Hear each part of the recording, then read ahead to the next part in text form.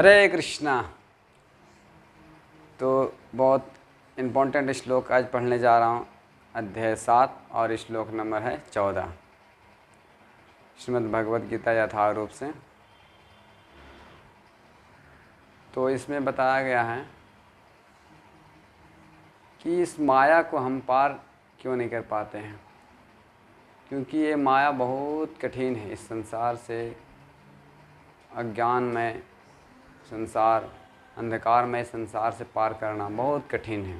यहाँ भगवान खुद पर्सनली बात बता रहे हैं कि दैवी है श गुणमयी ममा माया दुरत्या मामेव प्रपद्यन्ते माया में तातरन्ति ते। अनुवाद शिल प्रभुपाद जी के द्वारा। प्रकृति के 3 गुणों वाली इस मेरी दैवी शक्ति को पार पाना कठिन है, किंतु जो मेरे शरणागत हो जाते हैं वे सरलता से इसे पार कर जाते हैं। हरे कृष्णा। देखिए, भगवान पिछले श्लोकों में बता चुके हैं कि जो ये अपरा जो शक्ति है, माया, बहिरंगा शक्ति और अंतरंगा शक्ति दोनों ही मेरे हैं। लेकिन जो प्रकृति है वो क्या है, मतलब उसमें चेतना रहित है, और जो पराशक्ति है उसमें चेतना है। तो भगवान बोल रहे हैं दोनों शक्ति मेरी हैं। तो जब हम एक शक्ति पराशक्ति को अगर अपरा शक्ति ढक देता है तो फिर अपने आप से वो छूट नहीं पाता है, जब तक कोई उसको दूसरा जो मुक्त हुआ उसको नहीं छुड़ा पाता है। तो बद्ध जीव जो है इस संसार में भगवान ही छुड़ा सकते हैं, या उसके भक्त जो प्रामाणिक रूप से भक्त है, गुरु है, वही छुड़ा सकते हैं। जैसे मैं एक उदाहरण समझ लीजिए। एक हाथी, बहुत बड़ा हाथी थी। तो हाथी उसको एक लोहे के जंजीर में बंधा हुआ था, उसका पैर बांध दिया गया था। तो हाथी ने जान चुका था, बहुत दिन बांधते बांधते प्रैक्टिस हो चुका था, अभ्यास हो चुका था कि मैं इस लोहे के जंजीर से बाहर नहीं निकल सकता हूँ, क्योंकि बहुत प्रयास किया निकलने के लिए, लेकिन वो भाग नहीं पाया, न छोड़ पाया उस घर को। तो मालिक भी समझ गया था कि अब ये हाथी कहीं नहीं जा सकता है, क्योंकि इसका अभ्यास हो गया है। तो उस हाथी को एक साधारण सी रस्सी में उसको बांध दिया गया। हाथी भी समझ गया था कि अब मैं इस जगह से नहीं जा सकता हूँ कहीं। तो एक बार की बात है, वहाँ पे नज़दीक में उसी समय वहाँ पे उसी जगह पे आग लग गई किसी कारण से। तो आग लगने के कारण हाथी भाग सकता था, क्योंकि ये साधारण रस्सी से बंधा हुआ था, वो तोड़कर जा सकता था। लेकिन उस हाथी ने क्या समझा कि मैं अब यहाँ से नहीं जा सकता हूँ, क्योंकि ये साधारण रस्सी नहीं, लोहे के जंजीर से मैं बंधा हूँ। तो उसको ऐसा मान लिया, समझ लिया। तो फिर वो क्या हुआ, हाथी जलकर उसमें मर गया। इसी प्रकार से बद्ध जीव हम लोग संसार में इतने ग्रसित है, इतने जीवन काल से इधर पड़े हुए हैं। इसको नित्य बद्ध कहा गया है। हम लोग मोह में पड़ गए हैं, इसको समझ गए हैं कि मैं इस माया से पार नहीं कर सकता हूँ। इस माया क्या है, जो है नहीं, वो हकीकत में लगता है लेकिन वो है नहीं। इस प्रकार से वो समझता है कि मैं इधर ठीक हूँ, ऐसा ही पढ़ा हूँ, मैं इस देश का हूँ, मैं इस घर का हूँ, इस जाति का हूँ, बस यही मेरा धर्म है। वो पढ़ा हुआ है कितने जन्मों से इधर। वो असली आनंद का कभी सोचा भी नहीं कि मैं इससे भी ज़्यादा आनंद मिलता है क्या, इससे भी अलग कोई संसार है क्या। तो मोहग्रस्त है जन्मों जन्मों तक, वो बद्ध बन। इसलिए यहाँ प्रभुपाद जी एक बद्ध जीव बताया गया है कि हम लोग बद्ध हैं, हम हमेशा इस संसार में पड़े हुए हैं, प्रयास भी नहीं कर रहे हैं, ये माया है। और दूसरा एग्जाम्पल देखें, भगवान श्री कृष्ण से नारद मुनि मिलने के लिए आ रहे थे। तो नारद मुनि पूछे, भगवान मुझे थोड़ा माया दर्शन कराइए, माया क्या होती है, मुझे माया का दर्शन करना है।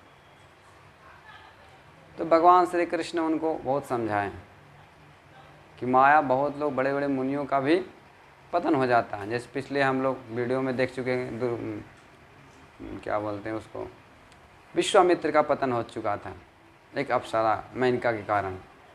तो बड़े बड़े ऋषि मुनि ऐसा हो जाते हैं, माया के अधीन हो जाते हैं। तो नारद मुनि बहुत जिद करने के बाद भगवान श्री कृष्ण ने बोले, ठीक है, आप एक गिलास पानी लेकर आओ, इधर सामने से जाओ, एक गिलास पानी लेकर आओ। तो नारद मुनि उनके कहने पर गए और फिर भगवान की ही शक्ति से, माया से एक ऐसा परिस्थिति क्रिएट किए। उस महल में, उस घर में बहुत सुंदर स्त्री पानी लेकर मांगे नारद मुनि, तो पानी लेकर आई और नारद मुनि को दे दी। तो नारद मुनि बहुत आश्चर्य से उस स्त्री को देखने लगे, सुंदरता के ऊपर, उनके रंग रूप पे, बात करने का मोहित, मतलब एक अमृत जैसा वाणी सुनकर उनको ऐसा लगने लगा। तो उनके मन में, देखिए, जब तक हमारे अंदर भगवान की शक्ति है तब तक माया से हम बचे रहेंगे, नहीं तो भगवान के जहाँ भूल जाएंगे बस माया पकड़ लेती है। तो इस प्रकार से नारद मुनि इतना मोहित हो गए कि उनसे विवाह भी कर लिए। विवाह करने के बाद फिर बहुत दिन बीतते बीतते फिर संतान उत्पन्न हो गए। संतान उत्पन्न हो गए, फिर बच्चे भी बढ़ गए, फिर उनका भी शादी हो गई, फिर उनका भी सारे परिवार बढ़ गए, पूरा बढ़ गए। अब भगवान इधर इंतज़ार कर रहे हैं, प्रतीक्षा कर रहे हैं, नारद मुनि अभी तक पानी लेकर आया नहीं। तो नारद मुनि पूरी तरह से, पूरा फैमिली उनका हो गया, गाय गाय सारे गौशाला भी हो गए, सारे घर है, गृहस्थी है, खेती है, सारे वो पूरा बंद गए, घर संसार में रम गए। एक बार की बात है कि बहुत से आंधी तूफान बाढ़ पूरे आए और सब घर, उनके बच्चे सब चिल्ला रहे हैं, उनके सारे परिवार वाले, सारे गायें, उनके संपत्ति सब डूब रहे हैं धीरे धीरे, और चिल्ला रहे हैं। फिर दौड़ते दौड़ते एक किसी ऊंचे वृक्ष पर चढ़ गए नारद मुनि और चिल्ला रहे हैं, बचाओ बचाओ कोई है, बचाओ बचाओ कोई है। तो फिर स्मरण आया फिर उस भगवान का अचानक, कृष्णा कृष्णा कृष्णा स्मरण आया उसको। फिर भगवान श्री कृष्ण सारे माया का फिर नष्ट करके, और फिर जहाँ वो खड़े था वहाँ पे देखा नारद मुनि, सब कुछ खत्म हो गया। तो फिर भगवान श्री कृष्ण प्रकट हुए। तो फिर नारद मुनि सब कुछ देख रहे हैं, अरे सब किधर गया, सब क्या हुआ। तो सब खत्म हो गया, फिर सब साफ हो गया। फिर देख रहा है कि हमारे सामने कृष्ण खड़े हैं और मैं खड़ा हूँ, और भगवान कृष्ण मांग रहे हैं पानी दो, किधर है पानी।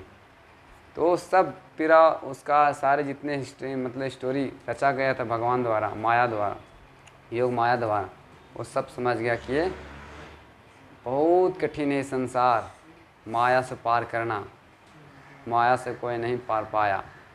तो इस समय संसार जो है, हम लोग मोहित संसार में फंसे हुए हैं, तो ये माया कहलाए हैं। और बहुत से ऐसा शास्त्रों में एग्जाम्पल है जो हम माया से मोहित हो जाते हैं, खास करके स्त्री, संपत्ति और संबंधित से पूरे मोहित हो जाते हैं। तो इस प्रकार की माया है, तो इसको हम कैसे पार कर सकते हैं। तो भगवान दूसरा लाइन में बोलते हैं, माम एवा प्रपद्यन्ते माया मेता तरंती थे।